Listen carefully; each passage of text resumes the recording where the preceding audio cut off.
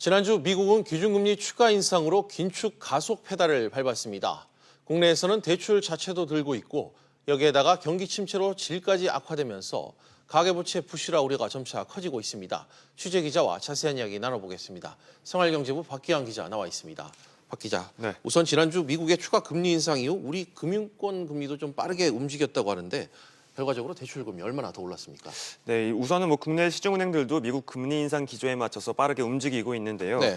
우선 은행연합회는 변동금리형 대출금리의 기준이 되는 코픽스 금리를 지난주 0.03% 올렸습니다. 네. 오늘부터 시중은행들도 금리 인상에 들어가는데요. 직접 주택담보대출 금리를 한번 비교해 보겠습니다. 예. KB국민은행의 경우에는 신규 취급액 기준 최고 4.53%에서 4.56%로 0.03% 올랐고요. 농협과 신한, 우리도 0.03% 똑같이 올렸습니다. KB 하나은행의 경우에는 0.02%를 올렸고요. 이 금리는 당장 오늘부터 적용이 됩니다.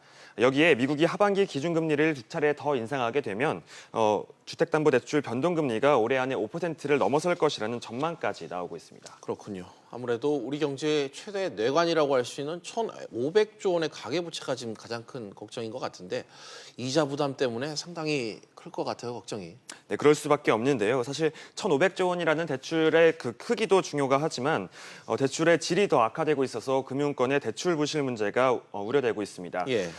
금리 인상이 본격화되면 변동형 금리가 적용되는 신용대출과 전세자금대출이 직격탄을 맞을 전망인데요.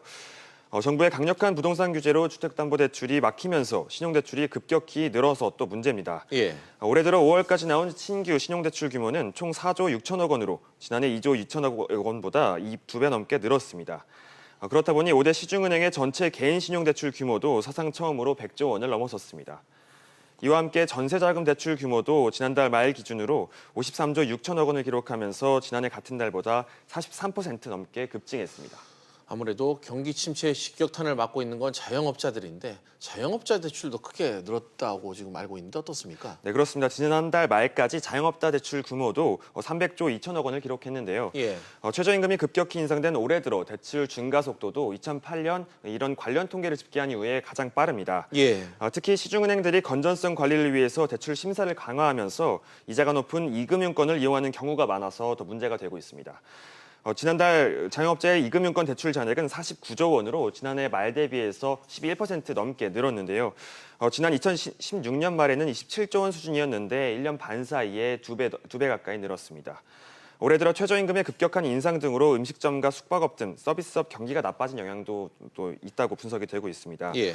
금융감독원은 자영업자 대출이 급증한 상호 금융권을 찾아가서 대출 현황과 대출 급증 이유, 또 건전성 등을 점검할 예정입니다. 네. 박기환 기자와 이야기 나눠봤습니다.